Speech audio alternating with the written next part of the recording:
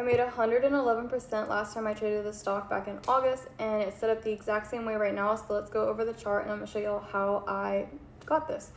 So starting with the daily chart, we have a perfect inverse head and shoulders pattern.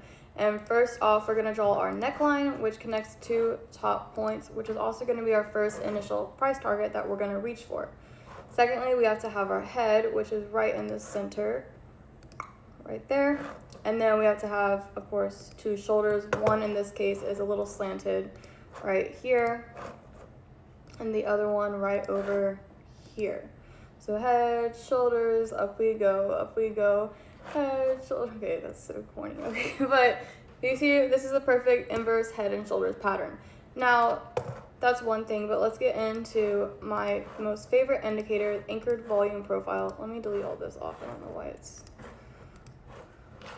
Oh my gosh, stay tuned. Okay, delete all this off so it's easier for y'all to see the anchored volume profile. And we're gonna scale down to 30-minute time frame. So here we are at the 30-minute time frame. I'm gonna zoom out a little bit, and then we're going to go here. Oops, not there. Here, and then anchored volume profile, and you're gonna do the most recent swing low to swing high, and it's gonna create over here this volume shelf. Now, on the chart, you're looking at two different sets of volume displayed. Down here is volume for time, and down here is volume for price.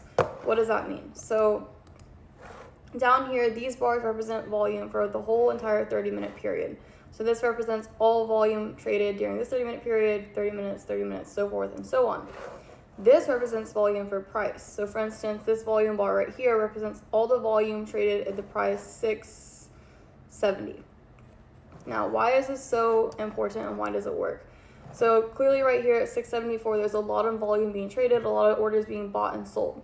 But once we can get past this specific volume bar, and up here you see at $7, there's not much volume going on. So it's gonna be extremely easy for orders to get placed and the price will shoot up. Think of it like football to say.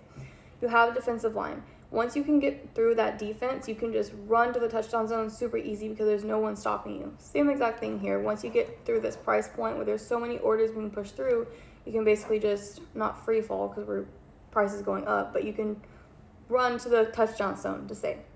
So that's why I'm looking at this stock right now. I'm going to look at it tomorrow depending on how the overall market is and then possibly start loading up on it. That's my chart analysis on ONDS. Bye.